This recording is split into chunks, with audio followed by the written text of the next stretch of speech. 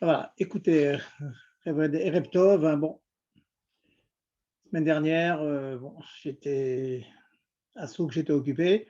Donc, on reprend nos cours, hein, on reprend notre régularité. Donc, Erev Tov, on va tâcher de faire que à Moat, Marzik et Dameroubé, dire beaucoup de choses de manière concentrée, bien concis et bien conçue. D'abord, un petit mot, hein, on vient de passer, donc on passe maintenant les fameuses 4 parachiotes, on fait le pont. On arrive dans le mois de Hadar et le mois de Nissan bientôt très bien chaud, Abba Alem Letova. Et donc nous avons les 4 parachiotes, on va dire un mot, Cham, chaud, pour nous inviter donc à être Oved Hashem, servir Dieu avec plus d'enthousiasme, avec plus de chaleur. C'est ce qu'on nous demande, on demande la chaleur. Et précisément, la première de ces Abba parachiotes, c'est la parachat Shkalim. Parachat Shkalim, tout le monde le sait, qu'on sait qu'au début du mois de Hadar, on était Mashmi la Shkalim, on invitait chaque juif à apporter un Machatit Shekel, qui était Kofer Nafsho, qui est le rachat de son âme. Et donc, grâce à ce Machatit Shekel, pour lequel tous les juifs étaient au même niveau, le plus riche comme le plus pauvre, le plus chacham comme le moins chacham, eh bien, tout le monde apportait la même quantité et cet argent servait à apporter des korbanot Tzibour, qui concèdent tout le cas Israël. Donc, c'est ça, c'était une espèce d'impôt grâce auquel on pouvait apporter des korbanot et le Mishkan, l'autel de sacrifice pouvait toujours être plein de ces offres que l'on apportait à Hachem. Eh bien, nos sages rapportent que Moshe Rabbeinu était mis caché à comprendre la teneur de ce Mahatit HaShekel. C'est quoi? Qu'est-ce que c'est que ce Mahatit HaShekel? Bon, c'est connu la question. Que quoi que Alo HaKadosh Baruch Hu Kimin Matbea Shel Esh, à la réponse divine à Moshe Rabbeinu, c'est que Dieu lui a montré une Matbea Shel Esh, une pièce de feu. Comme ça, il dit Zélit-nous. Comme ça, il lui dit Zélit-nous. Bon. Dans plusieurs endroits, on voit cette idée, quoi, ce midrash. Pour répondre à la question de Moshe, on lui dit que le Mahatit Shekel, c'est un Mahatit Shekel de feu. Mitrela Maïka Savar, Besop Maïka Savar. C'est quoi la question de Moshe? C'est quoi la réponse d'Akash Baruch Hu? La question de Moshe, c'est je ne comprends pas ce que c'est que le Mahatit Shekel. La réponse, c'est une pièce de feu. Bon, c'est très joli, mais qu'est-ce que ça veut dire? Bepashtout, la question de Moshe Rabbeinu, c'était à dire à Dieu en quoi apporter une petite pièce qui ne représentait pas beaucoup d'argent, pouvait apporter le kofer nafsho, apporter le rachat de l'âme de chaque juif. On va dire quel rapport? En plus, on a mis ça dans la Gashmiyut. Gashmiyut, une pièce, ça y est, je donne une pièce et j'ai le kofer nafshi parce que je participe à l'ensemble des korbanot Tzibour, au Beth Amikdash. Et si c'était ça la question, alors la réponse d'Hachem, c'est quoi? C'est Zeyitnu. Il dit Zeyitnu, une pièce de feu. Qu'est-ce que ça veut dire une pièce de feu? Eh bien, nous, Baruch Hashem, nous avons grandi dans le giron chassidique. On sait que ce que l'on demande aux Juifs, dans toute sa votat Hashem, Ava veira, l'amour de Dieu, la crainte de Dieu, faire les mitzvot, c'est évident. On a un Shulchan Aruch, la Torah a été donnée, la semaine dernière c'était Parashat Mishpatim, de nombreuses mitzvot qui nous sont données, mais la mitzvah qui nous est donnée, elle est divine, elle nous lie à Dieu, bien sûr, mais c'est un levouche, c'est un habit. C'est un habit qui a une pimiout, qui a une âme, quelque chose à l'intérieur. Et c'est ça qui est Meroumaz dans la réponse divine, qui est en allusion dans la réponse divine, Zeyitnu. Kofer nafshecha, tu donnes avec cette petite pièce, ça veut dire que tu donnes à Dieu toute ta chamimout, toute ta chaleur. La chaleur qui est en toi, Neshama, une âme divine en toi, tu dois tout faire. Tu dois t'efforcer toute ta vie, et ça prend au moins une vie de travail pour faire que tout ce que tu fais soit dans la direction d'Hachem, chaleur. Au lieu d'avoir de la chaleur dans les Inyanim Gashmim, dans les sujets matériels, il faut avoir, c'est forcé d'avoir, se travailler d'avoir. C'est très difficile, mais c'est ça que Dieu a répondu à Moshe. Tu veux donner Kofer Nafsho, tu veux donner le rachat de ton âme à Hachem, tu dois donner toute ta pimiut, toute ta chaleur. Le point chidouchique que je vais ajouter à ce concept que tout le monde connaît, hein, dans les Sifrei Moussa, Chassidut, on parle de ça, le feu, ton feu, tu le donnes à Hachem. Rachid nous dit là, dans le Gemara Choulin, il nous dit le Rachid la chose suivante. Au-delà de cette pièce de feu, il nous ajoute, Rachid, Kazenitnu Matbea Shel Esh, elle doit avoir un poids, comme ça nous a dit Rachid. Et ça, c'est extrêmement maintenant. Elle a un poids. Matbea Shel Esh, c'est pas seulement quelque chose de Gashmi, c'est quelque chose de Rouhani. Mais Rachid nous fait revenir sur le champ Pshat. Il nous dit que cette pièce doit avoir un certain poids, une certaine valeur en quelque sorte. Kemin Madvea Shelesh ou Mishkala Machatita Shekel. Son poids, c'est Machatita Shekel. Or, ça veut dire que Rachid nous dit attention. Oui, ce que Dieu nous demande, c'est la chaleur, c'est la chamimout, c'est donner tout son plaisir, on va dire. Ça itlaavout Hachem, tout son kiff, comme on dit, à Hachem, oui. Mais tu offres à Hachem aussi de la gashmiout. Quelque chose qui a un poids. Quoi le poids? Qu'est-ce que ça veut dire?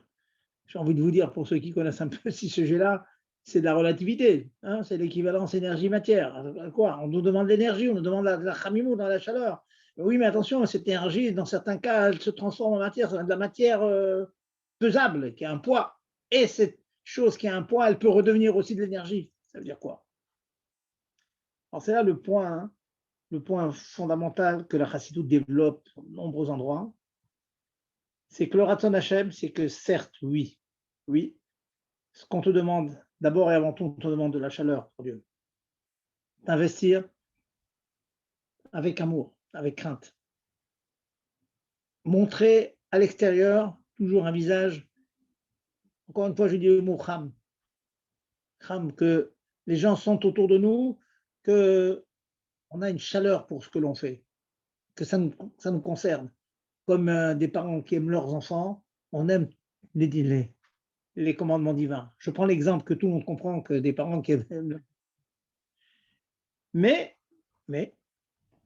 cet amour spirituel, cette énergie spirituelle, elle a un poids. C'est-à-dire, elle doit descendre dans le monde matériel. Et c'est le point fondamental que l'Arcive développe à de nombreuses reprises. Ça veut dire ne pas oublier que, au-delà des exigences de la Torah, d'être d'abord un Benoni, comme dit Tania, d'être un tzaddik, s'approcher de Dieu, d'être Kulo Kodesh, Kulo Rochani. Mais le Kulo Rochani doit descendre dans le Gashmi. Ça veut dire que notre Gashmiut, notre manière de manger, notre manière de boire, notre manière de dormir, notre manière de commercer, les rapports que j'ai avec quelqu'un d'autre, doit être imbibé et éclairé par la Rochaniut de la Torah. C'est un point fondamental. On dit, un mot que vous connaissez, le manger d'un chassid, d'un juif engagé dans la Torah, c'est pas la manière de manger de quelqu'un d'autre. Sa manière de dormir n'est pas la même. Il a la tête couverte. Il reste dans son sommeil, il y a une doucha qui l'entoure. Dans toute sa vie, dans toute sa gashmiut. Et c'est ça que vient être Meramez Rashi dans ce Machatet HaShekel. Je voulais vous dire ce point parce que c'est très très beau. Hein, on s'engage maintenant, on s'approche de la joie de Purim, ensuite on repart dans Pessah. Atidi des Gaël, mais Pessah. Mais toujours se rappeler qu'un juif, c'est le chibour du Gashmi et du Ruchni. C'est connu, c'est un concept connu, vous avez certainement entendu, mais c'est très beau comment dans la Sikha, Rabbi met ça dans ce mot très simple de Rashi. Très simple de Rashi. Dieu montre à Moshe une matbea chez la Esh, une pièce de feu, Et Rachid nous dit, mais attention, elle a un poids. Le poids d'un martyr shekel. Ce n'est pas que du rouhani. Et ça, c'est le but, le dirabat tartonim que Dieu a désiré, pour des raisons qu'il connaît, de faire que notre monde gashmi, notre maison, notre nourriture, nos habits, tout le monde matériel, notre parnassa, on se lève le matin pour travailler, eh ben, c'est complètement imbibé, complètement plongé dans la rouhaniout. Ah, c'est un super programme, vous allez me dire, waouh, c'est un super programme. Oui, ben oui, c'est un super programme. C'est un super programme, mais que tout le monde peut faire. On observe des personnes qui n'ont pas extérieurement une apparence, le look, comme on dit, d'une personne qui est complètement engagée, mais on voit que sa vie, il court pour Mincha, il court pour Ma'ariv, il court pour Shacharit, il court pour rendre service, il court pour donner son maaser à ceux qui en ont besoin, ainsi de suite. Toute sa vie gashmi, comme tout le monde, habillée comme tout le monde, eh bien, elle est complètement imprégnée de cette ruchniut, de ce spirituel. Et c'est ça le Machatzia Shekel. C'est ça le kofer nafsho. Le rachat de ton âme, c'est quand tu comprends que la vie que tu mènes, c'est une vie kulo kodesh, kulo cham, chaude, pleine de chaleur de la Torah, mais une chaleur qui descend dans le matériel. Qui descend dans le matériel. On voit que tu fais, je mange, oui, je mange une pomme, cette pomme va me donner des cochotes pour étudier, pour prier mieux. Je travaille plus, oui, pour aider les gens qui en ont besoin, et ainsi de suite. Toute la vie, c'est comme ça. Voilà donc une petite Nekuda, mais Od Moot Chashuva, à l'approche de Purim, à Deleda, à l'approche de Pessah, que le juif, il est Kulo Kodesh, et Kulo Rouhani, et Kulo Gashmi. C'est un paradoxe, mais c'est comme ça. C'est ça que Dieu demande de nous, et bon, Hachem, en travaillant, on fait en sorte que nous avons cette lumière que Moshe Rabbeinu nous a amenée, cette lumière de Rouhani qui descend, de Rouhani qui descend dans le Gashmi. Revenons maintenant dans la Gashmiut de nos halachot. Nous avions abordé donc la mlacha de cuir, de Mevachel, et nous avons abordé aussi les xérot de Chazal, les xérot que les Rachamim nous ont ajoutés, de peur que l'on arrive à cuire la mlacha de Mevachel. Donc je vous rappelle que la première que nous avons étudiée très rapidement, c'est l'interdiction de Sheya. Sheya, c'est laisser un repas sur un feu avant Shabbat. Donc, on résout le problème de nos jours avec la plata de Shabbat, ça résout le problème, c'est considéré comme un feu couvert. Un feu couvert, on peut mettre n'importe quoi dessus. Et donc, une plata, on peut mettre même, je vous rappelle, en tout cas pour l'immense majorité des poskim, même un repas complètement cru, on peut le mettre sur la plata, elle va cuire pendant Shabbat, et quand elle sera cuite, on la mangera. Ça, c'est le lien de chez Ya, où si on a un feu qui n'est pas couvert, une gazinière quelconque, ou tous les feux que l'on a de nos jours, et que pour une raison quelconque, techniquement, il nous est difficile de recouvrir ce feu avec une plaque de tôle, par exemple, eh bien, il suffirait de faire cuire notre repas shabbatique au moins la moitié, et même en Beshat Hadacha, en cas de besoin, au moins un tiers, et demander aux cuisinières combien de temps chaque mets prend. Et donc, si ça prend 1 heure, par exemple, avec 1 heure divisée par 2, ça fait 30 minutes.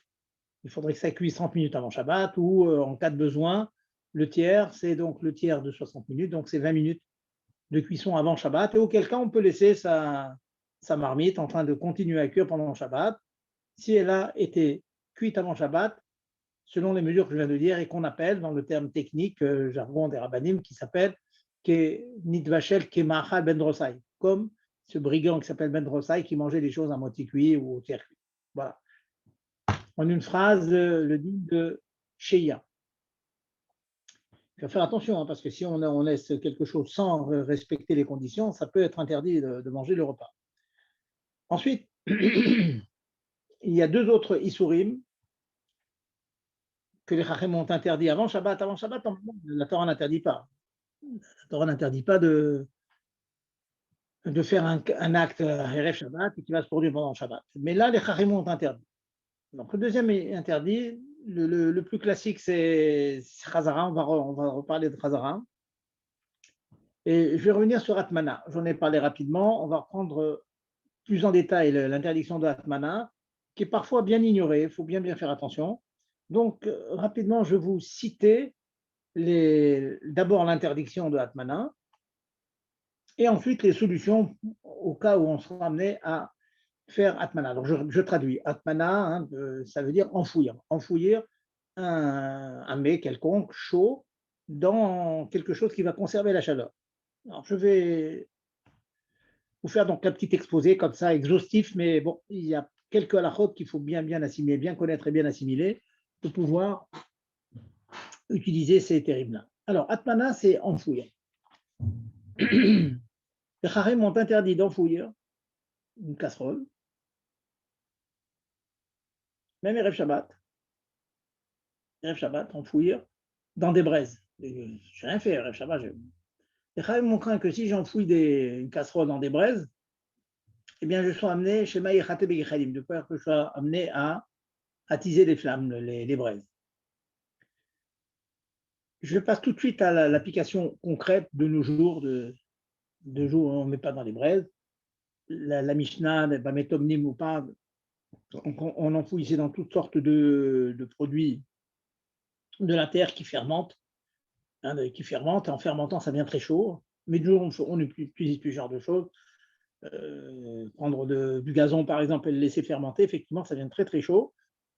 À l'époque d'Amara, ils utilisaient ces moyens de chauffer, de chauffage pour la nourriture. De nos jours, l'équivalent de cet enfouissement dans la casserole, dans les braises, de nos jours, l'équivalent classique et répandu, c'est de laisser sa casserole sur la plata et de recouvrir toutes les marmites avec une couverture ou des serviettes. Voilà. Ça s'appelle Atmana Bedavar Amosif Evel. Ça s'appelle enfouir dans quelque chose qui augmente la chaleur. Donc, d'après Shulchan Aruch, avant d'entrer dans les terribles, on a entendu que dans tel endroit on faisait cette chose. D'après Shulchan Aruch, laisser une marmite sur la plata et recouvrir la marmite avec serviette ou couverture, c'est interdit. Erev Shabbat, je parle bien. Pourquoi? Parce que cette couverture-là, elle augmente la chaleur, elle permet de vraiment laisser bien mijoter la dafina, le repas en question, et donc les Chachamim ont craint qu'on soit amené à monter le feu. Ça, c'est la Atmana Erev Shabbat. Elle n'est interdite que si je suis matmine, donc j'enfouis dans des couvertures qui sont placées sur une plata. Ça veut dire que la couverture ne fait pas que conserver la chaleur, elle augmente aussi la chaleur grâce à la plata. Donc la plata plus la couverture fait une très grosse augmentation de chaleur, c'est interdit. Par contre, si on enfouit une marmite chaude d'Erev Shabbat dans quelque chose qui n'augmente pas la chaleur mais qui ne fait que la conserver, exemple, vous n'avez pas de place sur votre plata pour 4 ou 5 casseroles. Il y a de la place que 3 casseroles. Et vous voudriez, voilà, il y a 2 casseroles, vous voulez les conserver chaudes sans qu'elles soient sur la plata, il n'y a pas de place, il n'y a pas de feu. Eh bien, vous pouvez prendre ces casseroles chaudes d'Erev Shabbat, le poisson par exemple, on va dire les casseroles de poisson, et les entourer de serviettes, d'édredons, de duvet, tout ce que vous voulez, pour conserver la chaleur. Le cas que je viens de citer répond à 2 conditions, 2 paramètres, et c'est pour ça que c'est permis. Premièrement, c'est Erev Shabbat et pas Shabbat. Erev Shabbat. Deuxièmement, vous enfouissez hors de la plata, dans des couvertures. Ça veut dire dans Davar chez Eno Mosif Evel. Vous enfouissez dans quelque chose qui n'augmente pas la chaleur, qui conserve la chaleur. Ça, c'est permis. En 2 mots, des couvertures sur les casseroles, sur la plata, assaut. Des casseroles bouillantes dans des couvertures, hors de la plata, Erev Shabbat, Mouta. Et ça sert, hein, je connais beaucoup de gens qui font ça. En cas de besoin, il y a pas de place sur la plata, bon, on prend la casserole, on le met dans des couvertures et ça reste parfaitement chaud jusqu'au repas du soir. Pendant le Shabbat, il n'y a pas ce béter-là du tout. Vous avez votre plata qui a été débranché. Il y a un petit incident qui est arrivé. La marmite va refroidir. Donc, la marmite va refroidir. Donc, vous dites, ah, j'ai une bonne idée. Je vais prendre je vais prendre ma casserole, je vais la mettre dans les couvertures pendant Shabbat, je dis bien. Eh bien, c'est interdit. Ça s'appelle Atmana Bedavar Sheno Mosif Fevel, Beshabbat Asor. Ça, c'est la troisième halakha. Pendant Shabbat, aucune Atmana n'est permise. Donc, je peux voir des gens, des fois, qui veulent conserver, ah là là, la plata a sauté, etc. Il faut absolument qu'on ait le repas chaud. Je prends les casseroles, je les mets dans un duvet, dans un édredon, dans des couvertures. C'est assourd pendant Shabbat. Voilà les trois halakhot. Et la raison est un petit peu différente. La Gemara nous dit que la raison, c'est Shema Yartiar, de peur que s'il est amené à mettre dans des couvertures, c'est que le feu a dû très, très certainement beaucoup baisser. Et donc, le Chachamim a eu peur qu'il soit amené à réallumer le feu. Shema Yartiar, peur qu'il va réchauffer la chose. Il y a une petite nuance avec la première raison. Donc, c'est interdit. Je résume, petit tableau. Résumé, 3 halachot. 3. Enfouir Erev Shabbat avec augmentation de chaleur. Enfouir Erev Shabbat sans augmentation de chaleur. Et enfouir pendant Shabbat, même sans augmentation de chaleur. Pour les 3 cas. Et je vais vous résumer ça dans des cas concrets, il faut que ce soit concret pour que ça reste bien. Une marmite, Erev Shabbat, bouillante, je l'enlève du feu et je la mets dans des couvertures, c'est Erev Shabbat. Et la couverture n'ajoute pas de la chaleur, ne fait que conserver la chaleur, permis. Par contre, si j'entoure cette marmite avec une couverture, une serviette, et elle se trouve sur la plata, donc grâce à la plata, la couverture, elle va augmenter la chaleur, ça c'est interdit. Il y a de nombreux exemples. Je connais des personnes qui prennent des pommes de terre douces, qui les entourent dans du papier aluminium, dans l'intention qu'elles soient bien chaudes, et ils laissent ça sur le couvercle de la marmite, de la DAF, Erev Shabbat. Alors, est-ce qu'on a le droit de laisser une pomme de terre sur le couvercle? Bien sûr qu'on a le droit. Prenez votre pomme de terre sur le couvercle de la marmite avant Shabbat, il n'y a aucun problème. Elle peut même, chez les crus, la cure pendant Shabbat. Mais si vous entourez cette pomme de terre ou cet autre aliment dans une serviette, une papier aluminium, du sopalin, quoi que ce soit, dans l'intention que ça l'entoure et ça lui permet de plus chauffer, c'est interdit. Pourquoi? Parce que c'est une atmana, comme ça entouré de papier alu, c'est atmana, bedavar amosifevel, dans quelque chose qui augmente la chaleur, puisque c'est sur la marmite qui est sur la plata. Voilà. Si par contre, cette pomme de terre, elle est chaude, et vous la conservez chaude en la mettant dans une serviette avant le Shabbat, pour la manger au repas du soir, vendredi, c'est moutar. Pourquoi? Parce que la serviette, sans feu, sans plata, ça n'augmente pas, ça conserve la chaleur. Maintenant, je suis Shabbat. Je finis le troisième exemple, je vais répéter 2 fois. Pendant Shabbat, la plata, elle saute, bien, on a mis la dafina, on l'a sortie du feu sans intention de la remettre, donc on ne peut plus la remettre sur le feu. On reviendra sur ces halakhot, les Issur Chazara.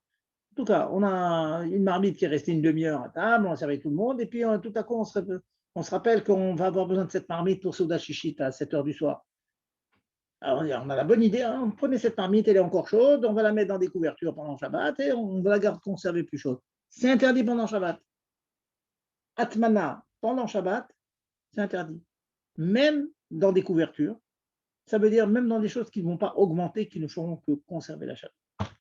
Voilà donc, brièvement, hein, sachez que je ne vous cache pas qu'on est en train d'étudier ces sougiotes-là, Biyoun, au Kollel, on passe beaucoup de temps, c'est très fin, très dac, très délicat. Il y a dans le Mourazaken, il y a des contres sachon très profonds et il y a des biur à la fin dans le Mishabura très profonds aussi. Bon, je vous dis, c'est des choses pas simples. Donc, je tâche de faire le plus simple possible ce soir, donc pour un jour plus, on va dire, plus populaire. Et puis, Tarletz, connaître les conséquences halachiques de cette profondeur.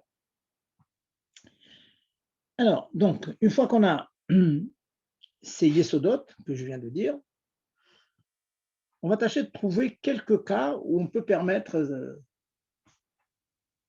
Atmana. Un des cas qui est amené dans les poskim, je parle de ça aussi, si on est ma'avir, si on transvase le repas qui était sur le feu dans un kélichéni, après qu'on a fait ce transvasage, transvasement, on a le droit d'entourer avec une couverture, avec une serviette. Le fait qu'on a fait un acte qui est le contraire de conservation de la chaleur, à savoir mettre dans Kedisheni, les Chachamim ont estimé que c'était ce qu'on appelle un Gilou Da'at, c'est je fais un acte qui est le contraire de réchauffer quand je mets dans Kedisheni. Donc, puisque je fais cet acte qui est le contraire de réchauffer, donc je vais me rappeler que c'est un problème et donc je ne vais pas oublier être amené à être yartir, comme je dis tout à l'heure, que je sois amené à allumer un feu et à refaire chauffer mon tafchil, mon repas. Donc c'est une bonne chose. Et question qu'un d'entre vous m'a posée d'ailleurs, il me semble, c'est la raison pour laquelle il est permis de mettre un repas assis la plate à saut, pour une raison. Ça va un repas chaud, vous pouvez le conserver dans un thermos. Vous pouvez le mettre dans un thermos, tout simplement parce que le thermos, bien qu'il conserve la chaleur, bien que c'est comme un kili betorkeli, c'est des fois une bouteille avec même un petit pot autour, il n'en reste pas moins que c'est kedisheni. Comme c'est kedisheni, on a transporté, on a transvasé donc le repas de Kidderishon dans Kedisheni, on a fait un acte contraire à conserver la chaleur, bien que finalement le thermos il va conserver plus longtemps, mais en tout cas, ceci est permis. Donc retenez que vous pouvez garder des aliments dans le thermos. Et même Erev Shabbat,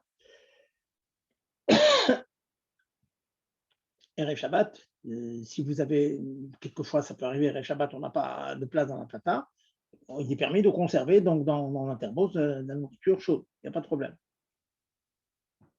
En plus, c'est pas, c'est comme en fait, en l'occurrence, il y a un deuxième éther, c'est que c'est pas Mossifevel, ça conserve et ça n'augmente pas la chaleur. Donc, Erev Shabbat, nous avons dit que c'était permis. Voilà, ça c'est donc le digne de Kedisheni. Je vous dis encore deux, trois halachot, puis je vais écouter vos questions. Je voudrais que tout le monde puisse ressentir un peu comment dans le Shabbat on peut être amené à transgresser toutes ces choses-là. Maintenant, j'ajoute une étape. J'ai dit que quand je transgresse dans le pays chéni, il n'y a pas l'histoire de Atmana. La question est la suivante maintenant. Est-ce que j'aurai le droit, pendant Shabbat, de prendre un aliment froid, carrément froid, une bouteille? J'ai une bouteille d'eau, elle est gelée, on va dire. Je voudrais la mettre dans des couvertures pendant Shabbat. On a dit que pendant Shabbat, on n'a pas le droit d'être natmine. Ben, sachez que d'avar tsonen, quelque chose qui est froid, les Chachamim ont estimé que le chachage, le peur, qui soit martiar, quelque chose qui est froid, on ne va pas rallumer pour chauffer quelque chose qui est complètement froid. Donc, il est permis, si vous avez comme ça des boissons, un aliment qui est froid, et vous savez très bien qu'en le mettant sous des couvertures ou c'est des duvets ou quoi que ce soit, ça va un petit peu enlever ce côté froid qu'il y a dedans, eh bien, on a le droit. On a le droit. Ceci est permis.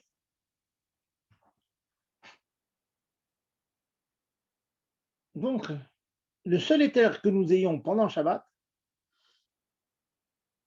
c'est d'enfouir quelque chose de froid, bien sûr, d'avoir chez un homme aussi faible, dans une couverture, quelque chose qui n'augmente pas la chaleur. Si ça augmente la chaleur, ça sera assaut.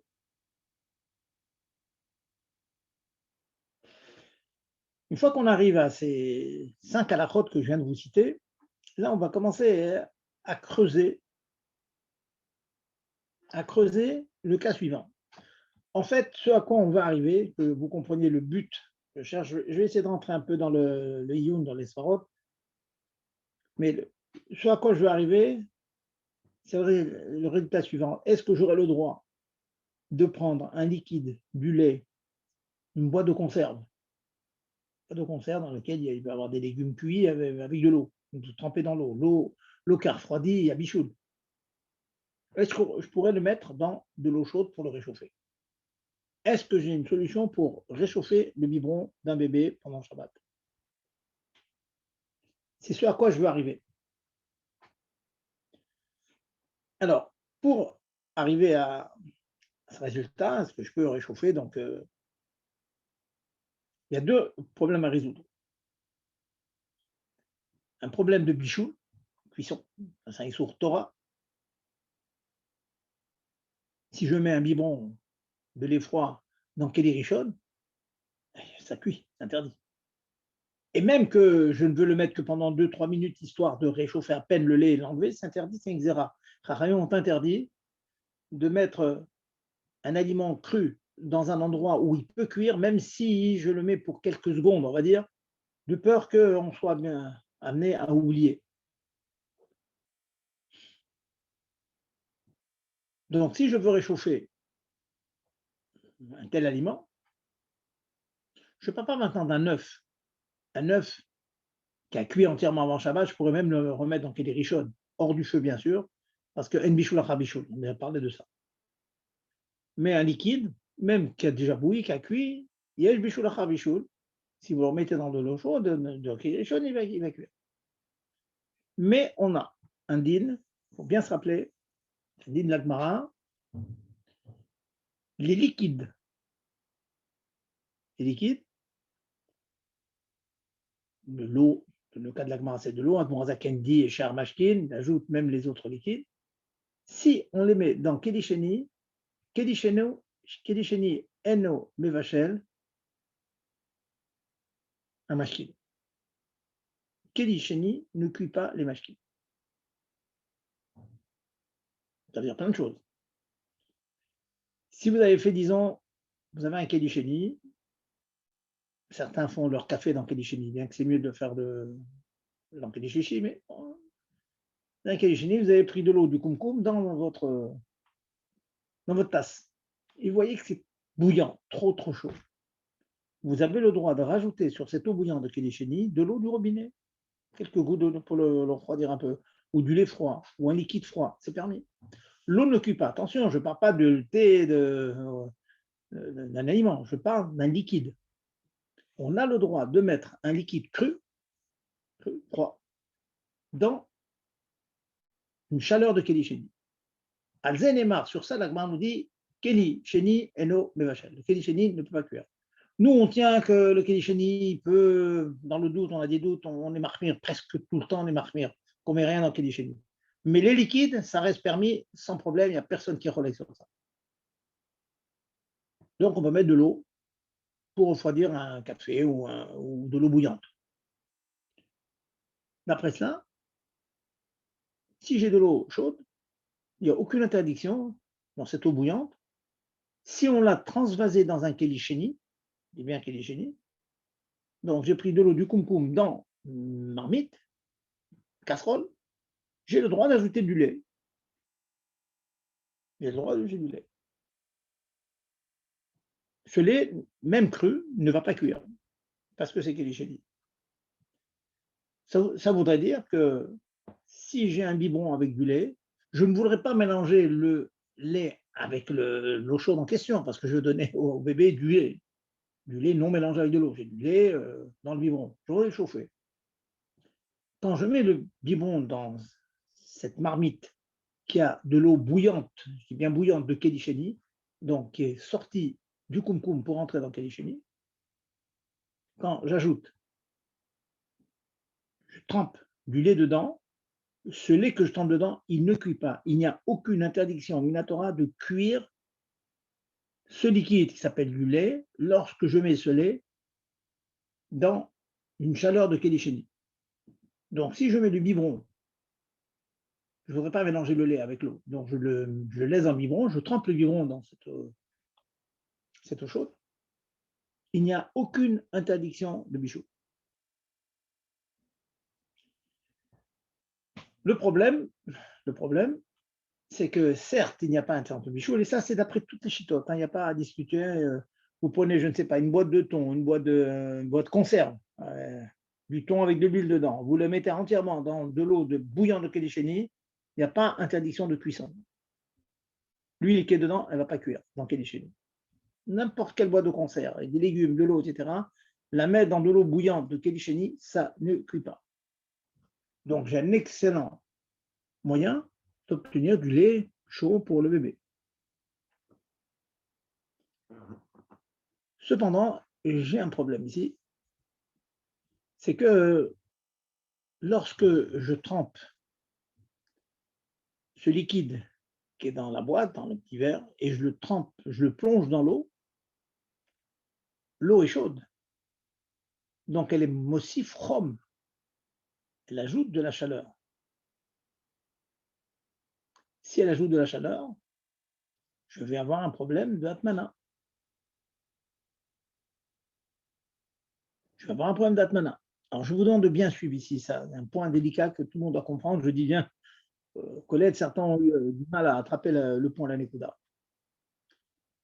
Mais vous pouvez me rétorquer que dans les 5 lalim que j'ai dit au début, il est permis d'enfouir pendant Shabbat d'avoir kar, d'avoir tsonen, quelque chose de froid, dans des couvertures.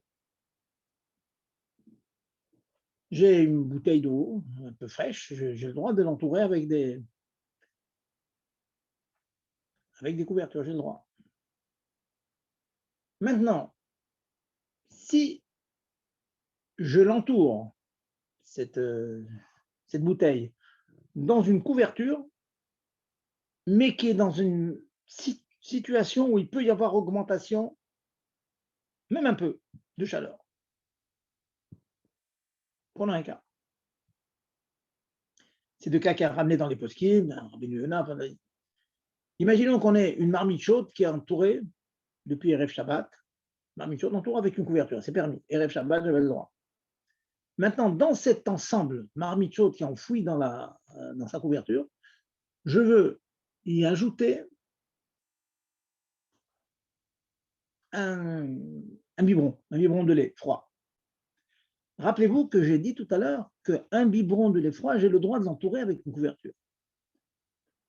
Ce qui m'intéresse maintenant, c'est que je veux l'entourer avec une couverture qui déjà entoure une marmite chaude. Ça veut dire que cette couverture, elle a quand même un corps, elle a quand même une force d'ajouter de la chaleur. Parce que l'ensemble couverture plus marmite chaude, ça fait, dans la chaude des poskim, c'est mossif chom, chaleur. C'est pas mossif ével, ça va pas cuire, mais c'est mossif chom un petit peu. Alors la question qui se pose, question très pointue dans les Rishonim, est-ce que quand je mets mon lait dans cette couverture qui déjà entoure une marmite chaude, est-ce que ça s'appelle que j'enfouis mon lait froid dans une couverture seule, ce qui est permis, ou bien non? Dans la mesure où cette couverture, elle a un coar d'augmenter légèrement la chaleur parce qu'elle déjà l'entoure notre marmite, est-ce que j'ai le droit de le faire ou pas? Ce point-là, c'est une immense marloquette dans les poskim. Edmond Hazaken, dans Siman Shinutret, il est Mekil. Et dans Siman Reshmuntet, Madora Batra, il est Choser, il change d'avis. Donc, je vais vous apporter ça concrètement. Qu'est-ce que ça veut dire tout ça dans notre quotidien, nous? Dans notre quotidien, c'est si je prends un biberon et je le mets dans de l'eau bouillante de Kelisheni, je dis bien de Kelisheni, hein, Kelisheni, ça cuit, c'est interdit. Kelisheni, ça ne cuit pas. Mais quand je le mets dans Kelisheni, ce Kelisheni, il est en train de refroidir.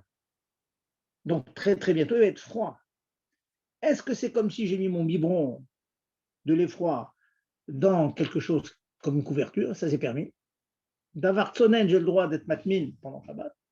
Ou bien non, puisque finalement, ce Kedisheni-là, pendant quelques minutes, un quart d'heure, 20 minutes, il va être chaud, il va rajouter du rhum, c'est interdit.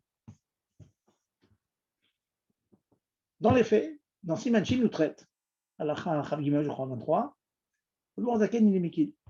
Il dit on peut prendre un biberon de lait froid et le mettre dans de l'eau de Kelisheni. Il n'y a pas Isurat Mana. Isur Bichoud, il n'y a pas, parce que c'est Kelisheni. Et Isurat Mana, enfouir, il n'y a pas non plus. Pourquoi? Parce que ce Kelisheni est en train de refroidir. Comme il est en train de refroidir, il est comme si déjà considéré al pialakha comme froid déjà. Et c'est comme si je prenais un biberon et je le mettais dans une couverture. La couverture va juste atténuer vaguement le froid, c'est tout le point bas. Très fort, très fort.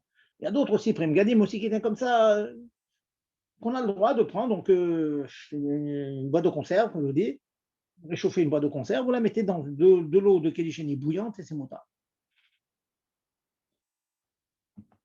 Ça, c'est un siman chinoutret, bien que Admorazaken lui met entre parenthèses, ça veut dire qu'il est en doute, etc. On a un klal comme ça dans Admorazaken, que quand il met des mots entre parenthèses, ça veut dire que quand il a écrit, il est en doute si vraiment c'était comme ça ou bien comme d'autres chitotes. Mais plus loin, Admorazaken, dans la seconde édition de Shulchan Aruch, il revient sur ce point-là et il considère que le Kélicheni en question, certes, est en train de refroidir, Oler ou Mitkarer, certes, mais ce n'est pas quelque chose qui ne fait que conserver la chaleur, comme une couverture. Elle a une puissance de conservation et aussi d'augmentation, ksat, je dis bien ksat, parce que c'est en train de refroidir la chaleur. Mettez un biberon dans le Kélicheni, bon, le Kélicheni va refroidir, mais c'est sûr que le biberon, il va un petit peu réchauffer. Il ne va jamais cuire vraiment, pas sur Minatora, mais il va un peu réchauffer. Donc, finalement, la conclusion, c'est la conclusion de Admon Zaken dans Mahador Rabatra, deuxième édition, et sa conclusion aussi de Mishabura, un Biur Alacha, où il développe longuement ce thème-là, et il dit qu'effectivement, tremper quelque chose dans un produit qui est chaud maintenant, mais qui est en train de refroidir, c'est interdit pendant Shabbat. Tu ne peux pas mettre quelque chose de froid dedans. Mettre quelque chose de froid dans une couverture, permis pendant Shabbat. Mais mettre quelque chose de froid dans quelque chose qui réchauffe légèrement, bien qu'il est en mouvement de diminution de chaleur, c'est quand même interdit. Ça veut dire, en d'autres termes, réchauffer un biberon dans de l'eau de Kélicheni, pour Admor Zaken, il n'y a pas Issour de cuir, mais il y a Issour de Atmana. Ah, on va me dire, bon, c'est bien tout ça, mais ça veut dire qu'on ne peut pas réchauffer un biberon dans une casserole de Kélicheni. Il y a quand même une solution. Je vais finir avec ça, je vais écouter vos questions, et puis on va arriver à quelques exemples concrets. J'espère que je suis clair, hein, j'ai été un petit peu long aujourd'hui, mais c'est des yesodot qu'il est bon de comprendre ne serait-ce qu'une fois, et ensuite retenir les conclusions à l'Afrique. Il y a une solution, c'est que de nombreux poskim pensent que l'interdiction de Atmana, c'est lorsque l'élément que je suis matmine, que j'enfouis, il est recouvert vers le haut. S'il est découvert vers le haut, ça ne s'appelle pas Atmana. Après ces poskim, par exemple, je vous ai dit les couvertures en question. J'ai interdit de mettre des couvertures sur la tafina, sur la plata, mais imaginons qu'on mette des couvertures sur les parois seulement, mais que le haut est découvert, et qu'une partie du haut est découvert. Le chiot n'est pas donné là, le combien. Certains disent rove, mais beaucoup ne sont pas d'accord sur le rove. Il suffit qu'il y ait, on va dire, quelques centimètres, le haut, le couvercle, qui ne soit pas recouvert avec la couverture, et quelques centimètres sur le côté, que c'est déjà plus atmana. Donc vous allez entourer la casserole vers le bas, c'est permis, c'est pas atmana. Or, si vous prenez le biberon et vous mettez le biberon dans l'eau bouillante, et qu'il y a une partie du biberon supérieur qui reste à l'extérieur, ce n'est pas un guéder de Atmana. Ça ne rentre pas dans les définitions, hein, dans le statut de Atmana.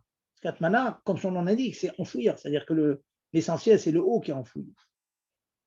Donc, Parlès, la conclusion, on peut réchauffer un biberon dans le Kélicheni, mais il faudra faire attention qu'il y ait une partie, on va dire, chachouva du biberon soit à l'extérieur de l'eau bouillante. Auquel cas, et c'est souvent le cas, hein, parce que la marmite, elle a quoi? Elle a 10 cm, le biberon, il est un peu plus grand, donc il y a une partie du biberon qui dépasse vers le haut, hors du liquide. Hein, le liquide, je parle bien du kéli, hein, je ne parle pas du lait qui peut être complètement, je parle de kéli qui est à l'extérieur, ça suffit pour considérer qu'il n'y a pas d'interdiction de atmana. Voilà, je m'arrête pour l'instant. Encore d'autres éléments à vous dire, que lorsqu'on met une petite boîte par-dessus, que la couverture ne touche pas son moutarde. Bon, j'ai encore quelques à la côte, mais déjà, je voudrais, on va dire, vérifier vos connaissances, contrôler vos connaissances, savoir si vous avez bien compris ce que j'ai expliqué ce soir. Je vais rentrer plus en détail que la dernière fois. Allez-y, messieurs, je vous écoute. Gérard, je vous écoute. Laisse la parole aux auditeurs. Vous avez bien suivi, Gérard? C'était clair? Très, très bien. Bon, très cher.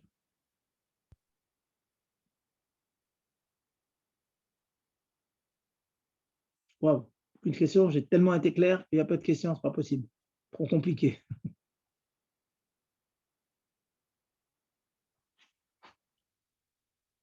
Bon, bah, alors on continue. Continue? Non, j'arrive pas à croire qu'il n'y a pas de question. Non, bonsoir Rav. Bonsoir. Vous avez parlé de possibilité de mettre une boîte de conserve dans un chenille.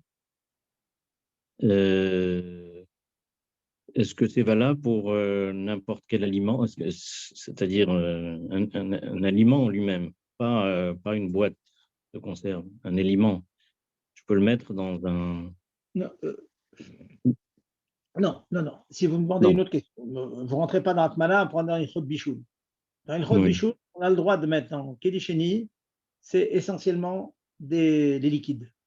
Les autres aliments, en général, dans les boîtes, c'est cuit. Si vous mettez une boîte de oui, conserve, il y a oui, le petit pois ou ce qu'il y a dedans, c'est cuit. Mais disons que vous voulez mettre quelque chose de cru, l'usage, c'est de ne pas de rien mettre dans Kedisheni, parce que bien que l'Agmara nous dise que Kedisheni est nommé Vachel, on craint ce que l'on appelle Kaléabichou, les choses qui cuisent facilement. Et comme on ne sait pas exactement quelles sont ces choses qui cuisent facilement ou difficilement, donc l'habitude, c'est de rien mettre dans Kedisheni, sauf les liquides. Vous voyez, je veux bien, rien, on met rien de, je dis bien de cru. Hein. Quand oui, c'est oui. cuit, mais Si quelque c'est chose de cuit, cru. c'est bon. Mais en D'accord. général, si c'est une boîte de conserve, vous les réchauffez, bon, je ne connais pas de conserve où les légumes sont crus. En général, c'est cuit c'est à l'étuvée, Oui. c'est Merci bien. voilà. Autre question?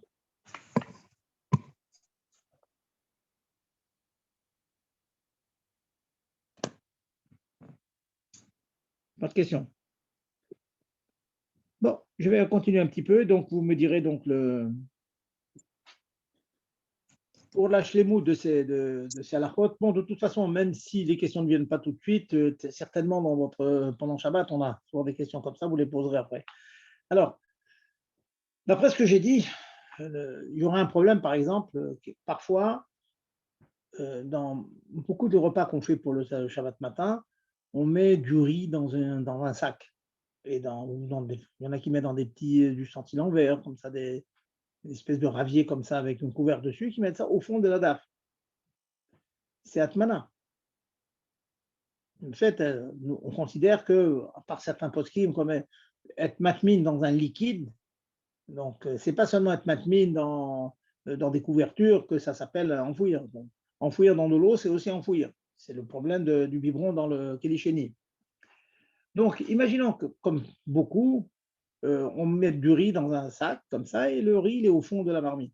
Apparemment, il y a Atmana.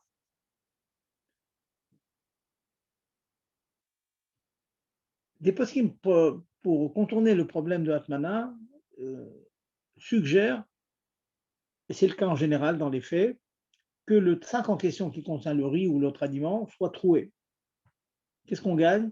On gagne que lorsque le keli est troué, alors ce qui est à l'intérieur se mélange avec le liquide qui est dans le repas, et donc c'est en fait considéré comme faisant partie de l'ensemble. C'est pas Moutman. Moutman, c'est quand vraiment c'est bien enfermé, hein, verrouillé, pour que la chaleur se conserve. Voyez. Donc quand on a fait des trous et on a lié le riz qui est dans la boîte, etc., avec le reste, c'est permis. Ça, c'est une solution. Au-delà de cette svara, de cette logique-là, il y a une autre svara qui permet aussi de mettre comme ça du riz ou autre chose, des légumes que certains veulent ne pas mélanger avec le reste, en les laissant dans un sac, dans un petit verre fermé, hermétique, qui est la suivante, c'est que même lorsqu'on met le riz dans la daf, la kavana n'est pas la kavana prohibée dans Atmana. Dans Atmana, ce qui est interdit, c'est que on est matmine, on met des couvertures, on met des braises, on met tout ça en enfoui pour conserver la chaleur, augmenter la chaleur. Le but du jeu, c'est ça. Donc, il y a toujours ce rachage, cette crainte de peur qu'on soit amené à attiser, de peur qu'on soit amené chez Maïratia, de peur qu'il réchauffe.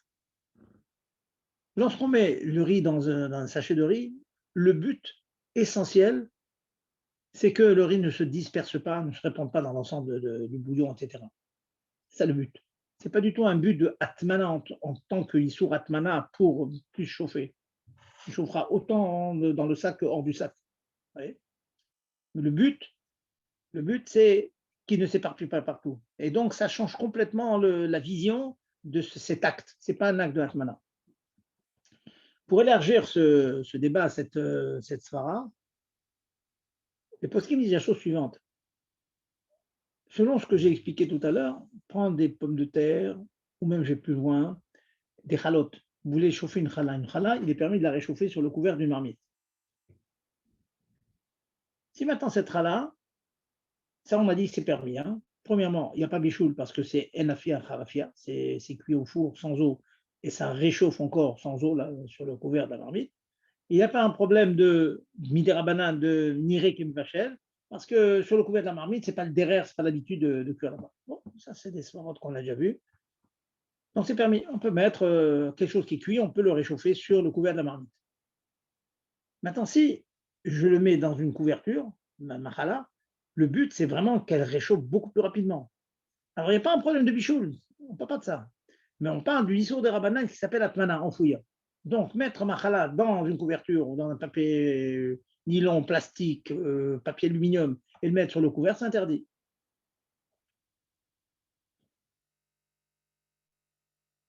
J'apporte ça comme exemple, non la chouma, mais la kula.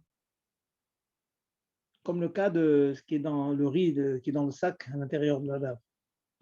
Imaginons maintenant que vos pommes de terre douces,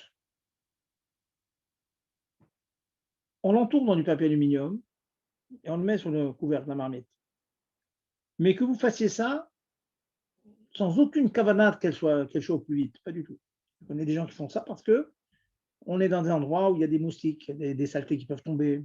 Donc, on recouvre en fait cet aliment qu'on a mis sur la marmite, on la recouvre même d'une serviette à la limite, mais que Maasa Mouchechim, on voit que dans son acte, il n'y a aucune kavana de réchauffer plus. D'ailleurs, s'il n'y avait pas de moustiques, s'il n'y avait pas de saleté, il n'aurait jamais fait, il ne le fait jamais. Seulement là, il a fait attention, il y a des moustiques qui rôdent comme ça sur la nourriture, ça dérange. Donc, on va recouvrir avec des couvertures. Mais tout le but, c'est de protecteur. Dans ce cas-là, il n'y a pas Issour Atmana. Donc, ce Issour Atmana, il dépend des Rabbanan, donc il dépend de la Harshava. Donc, je vous apporte deux exemples. Comme j'ai dit tout à l'heure, mettre du riz dans le sac de riz et mettre au fond de la DAF, le but, c'est que ça ne s'éparpille pas, ce n'est pas du tout réchauffer davantage, donc c'est permis. Dans le cas où, bien sûr, il fait ça pour que ça ne se répande pas partout. Pareil aussi, recouvrir un aliment avec une couverture, avec du sopalin, etc., ou du papier aluminium, s'il fait ça pour que ça chauffe plus vite, c'est interdit. S'il fait ça pour protéger des moustiques, c'est permis. C'est rare qui est ramené dans les poskim. C'est bien de savoir ça, ça peut aider quelquefois. Pour être mashlim, le Inyan, je vais apporter aussi un autre yesod, on va dire, un autre yesod dans une chot atmana, que l'atmana n'est interdite que si l'élément dans lequel on est matmine, la couverture, etc., je dis papier aluminium, etc., entoure et touche l'élément qu'on veut être matmine. Mais imaginons que la couverture en question ne touche pas l'aliment, la gdera, la marmite, que je veux conserver chaude. Par exemple, il y a une marmite, je mets une espèce de boîte à chaussures, on va dire, carton. Je mets une boîte par-dessus et par-dessus la boîte, je mets une serviette, c'est permis. C'est clair, marqué comme ça c'est clair, c'est permis. Pourquoi? Parce qu'il n'y a pas de surat atmana dans cet acte-là. Il n'y a pas une forme de atmana. Atmana, par définition, c'est enfouir. Enfouir, il faut se rappeler l'exemple de base, c'est prendre une marmite, la mettre dans des braises. Les braises entourent la. Mais si autour de cette marmite, j'ai mis une boîte et autour de la boîte, j'ai mis des braises, c'est pas interdit. C'est pas atmana, c'est autre chose, mais c'est pas atmana. certains cas, je me rappelle donc une discussion qu'il y a eu il y a 30 ans, lorsque l'ustensile croque-pot est apparu, beaucoup de poskim, parmi lesquels le Rav Auerbach, Zatzal, a été au cerf au début. Il disait pourquoi? Parce que lorsqu'on on introduit l'ustensile dans lequel il y a la nourriture dans le bloc moteur, interdit, il est entouré complètement par ce bloc moteur qui est la source de chaleur, c'est Atmana. Eh bien, une des solutions que nous avions trouvées à l'époque, et après il s'est avéré qu'il n'y avait même plus besoin de ça, c'est de mettre au fond de l'ustensile électrique, de mettre des petites pierres, de telle sorte que lorsqu'on introduisait l'ustensile dans le bloc chauffant, eh bien, il était un petit peu suspendu. Et donc, en fait, il y avait un bon centimètre entre le bloc de chaleur, le bloc électrique, et la marmite dans laquelle on introduisait dedans. Et comme il y avait un centimètre entre les deux, c'est pas Atmana. Il y avait un problème de Sheia, bon, autre chose. Faire attendre son cuit à moitié, bon, c'est autre chose. Sheia, mais Khazara, c'est tout. Mais dans le Issour de Atmana, on avait résolu le problème en faisant en sorte que l'ustensile qu'on introduisait ne touchait pas la source de chaleur. Et d'ailleurs, dans les nouveaux ustensiles, la première chose qu'on voit, c'est quelle est la distance qu'il y a entre les parois qui chauffent et puis l'ustensile que l'on introduit dedans. Et s'il y a une distance, eh bien, c'est pas Atmana. Voilà.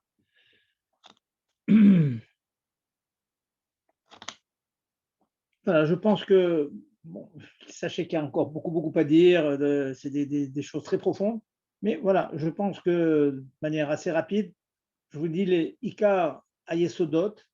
Bon, si vous avez le temps de reprendre un petit peu ça, reposez-moi donc les questions la semaine prochaine.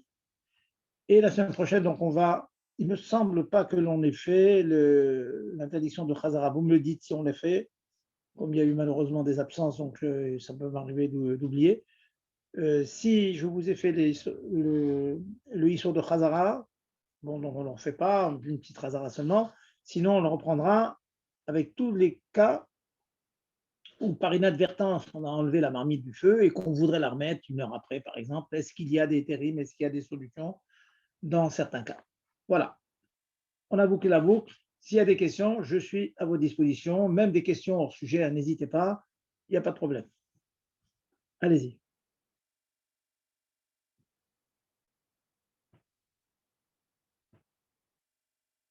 Pas de questions? Bon, ben, c'est bien, hein. Ah non, Gérard, c'est pas bien qu'il n'y ait pas de questions. Bon, mais il ne faut pas que les gens soient gênés de poser des questions. Voilà, il ne faut pas gêner, voilà, il ne faut pas que tu sois gêné. Alors, j'ai une question, c'est pas sur Atmana, mais d'où ça vient le éther chez Chabad de manger avant le kiddush, le matin, avant la tfila? Vous parlez pour les hommes ou pour les femmes? Les deux. Alors pour les femmes, c'est très simple. Pour les femmes, c'est comme les femmes sont tafel par rapport à l'homme, elles sont liées, Ishtok et Goufo. Hein, donc, comme le chiouf de l'homme, c'est après qu'il a fait la tfila, donc elle n'a pas de chiouf de kiddush. Donc elle peut manger. Donc ça, il n'y a pas de problème. C'est vrai que je vous dis, c'est Rabbi Feinstein qui dit ça, je parle pour la femme. Bon, bien que dans certaines keilotes, les femmes prennent leur kiddush, mais en tout cas, Rabbi Feinstein dit que les femmes ont le droit de manger avant kiddush parce que dans la théorie, elles ne peuvent pas faire kiddush dans la théorie. Elles sont tafel par rapport à leur mari, donc elles attendent le kiddush de leur mari. Maintenant, pour les hommes, bon, je pense que vous savez, c'est des terribles que l'on a déjà depuis le Rabbi Rayat, que le Cheikh Chabad, le Minak, c'est de manger, et je vais aller même plus loin, c'est que c'est pas une coula, c'est que le Rabbi a insisté, on a beaucoup de sipurim qui nous sont rapportés, que le Rabbi a insisté pour les gens mangent avant, avec un balaboda très fort qui n'arrivait pas à manger, ça le dérangeait parce que je rends interdit, etc. Et le Rabbi l'a forcé à manger et il lui a dit, bon, bah, dans les gâteaux, tu vas mettre du sel ou de mettre du sucre, enfin, tu es un grand sipo, de telle sorte qu'il n'y ait aucune anaa. Et quelques années après, le Rabbi lui dit, maintenant que tu manges comme ça quelque chose qui a un mauvais goût, tu peux prendre un gâteau classique. Bon, maintenant, l'idée, elle est très simple. L'idée est très simple.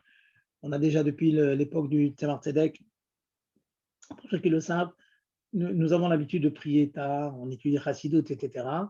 Et quand on prie un peu tard, quand on prie, on fait tout cet avoda-là, à l'ibarekanit, le cœur vide, ça veut dire l'estomac vide, c'est très difficile. Et c'est un mot qui est très connu chez nous, qui dit on préfère manger pour prier que prier pour manger. Et il faut reconnaître, quand on a faim, les gens bas, la tefila vont vite pour manger. Ils ont faim, tout simplement. Donc les rébés, ils ont pris sur eux ils ont estimé que l'importance de la tefila était tellement grande que ça valait la peine d'avoir la kavana. J'insiste bien, c'est pas une koula que voilà, on est des baltava, c'est pas une question de koula. C'est que tu manges ce dont tu as besoin pour prendre les forces pour faire une bonne fila. Donc ça change tout. Vous voyez, ce qui est marqué dans le livre, c'est que comment tu manges alors qu'il faut servir Dieu, etc. Au contraire, nous on mange pour mieux servir Dieu. Hein, n'oubliez pas la phrase, il vaut mieux manger pour bien prier que prier pour bien manger. Vous voyez, c'est ça. Bon, si vous allez plus loin dans la question, il y en a qui mangent beaucoup plus. Bon, ça c'est déjà une autre question. Les balais à Boda, ils ne se goinfrent pas. Hein. Ils mangent vraiment le petit nécessaire dont ils ont besoin pour pouvoir étudier bien comme il faut et prier bien comme il faut avant la tefila. Voilà la réponse. D'accord. Je vous rassure, c'est basé sur, à part ça, puis à la fin, le Rambam dit qu'un cholé, quelqu'un qui est malade, il a le droit de manger. Alors, on est tous des relais alors. Et j'ajoute, les rabbis m'ont estimé que dans notre génération, il y a très très peu de gens qui peuvent rester jusqu'à 2 heures d'après-midi sans manger. Donc il vaut mieux qu'ils mangent un peu pour pouvoir prier comme il faut, en restant beaucoup de temps sur la tefila, avec Idbonenout. La Chassidut insiste tellement sur la Idbonenout. Je reviens de chez le rabbi, j'ai ramené un livre avec moi, un livre extraordinaire que je conseille, qui s'appelle Pri de l'abbé Arichut, Bédor Hashvi. La prière, en consacrant beaucoup de temps, le Dor Hashvi, le 7e Dor, celui du rabbi. On a l'impression que l'essentiel, c'est la shlichut, c'est la shiach, et donc la tefila. Non. Il y a beaucoup de mekor, beaucoup d'endroits où on revient insister que les shlochim qui sont complètement investis dans la shlichut, qui du temps à retrouver la tefila, peut-être pas 5, 6, 7 heures comme les grands balais à Boda de la génération passée, mais passer du temps dans la tefila, que la tefila soit chashouva, qu'ils soient imbibés de tefila, que quand on fait Milchaïm, pour que les gens ils sentent qu'on a fait une bonne fila, on a changé un peu, qu'on a pensé à Yirat Hashem, à Avat Hashem, c'est fondamental, hein, que notre fila, elle nous touche. Et donc, si le prix à payer, c'est manger un petit morceau de gâteau et prendre un café, bon, ben voilà, comme ça on peut faire les choses comme il faut. D'accord. Donc Voilà. il y a une source dans le Rambam. Ah oui, le Rambam, il a un rôle. C'est les Rébéim qui ont dit que nous, notre génération, elle est faible. Vous savez très bien que notre génération est faible. Plein de choses dans notre génération est faible. On ne fait plus de taniot. À l'époque, ils faisaient des taniotes, ils faisaient des jeûnes. Maintenant, qui fait un jour de jeûne? Regardez, dans l'école Elim, à midi, ils sont tous fermés, les jours de jeûne. Même chez des gens sérieux, et on ne peut pas étudier, on est épuisé. Donc, il faut reconnaître, autant il y a de la médecine, autant on peut guérir, autant on est plus grand, plus fort apparemment qu'à l'époque, mais on est beaucoup moins résistant. C'est une chose claire, ça, c'est que la Khalichout est tombée dans le monde, donc les Rébim, ils ont pris sur eux de dire que ça vaut la peine de manger un petit peu avant pour faire une avoda. Mais je dis bien pour faire une avoda, hein, pas simple manger pour manger. Hein, il faut, et d'ailleurs, ça fait partie de l'éducation, ce que je vous réponds, madame, parce qu'on donne aux enfants. On dit aux enfants, chez nous, sache que dans le Shulchan Aruch, dans le Kitsour, d'ailleurs, on a enseigné le Kitsour, on a dit on n'a pas le droit de manger. Alors on explique aux enfants, oui, on n'a pas le droit de manger pour manger, mais manger pour servir Dieu, oui, on le fait. D'accord. Autre question? Merci.